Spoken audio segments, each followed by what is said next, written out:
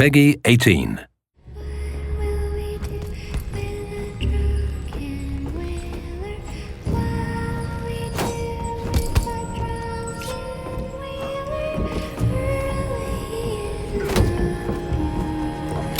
Let's talk a little bit about the powers.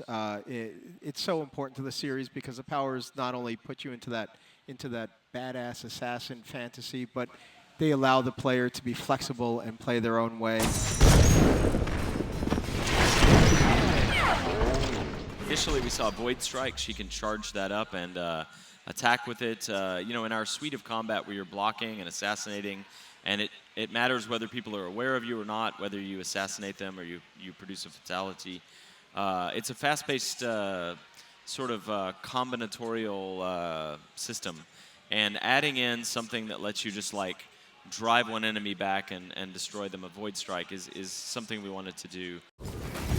Her mobility power is called Displace, where she can leave a marker in the world and snap back to it. It's like Billie Alert can be in two places at once and then decide which one of them is the right place that she should be. You mentioned something very interesting about how Billie gets her powers. She's not actually marked. Right. So there are new gadgets and gear, and those are connected to her powers. Tell me what that means.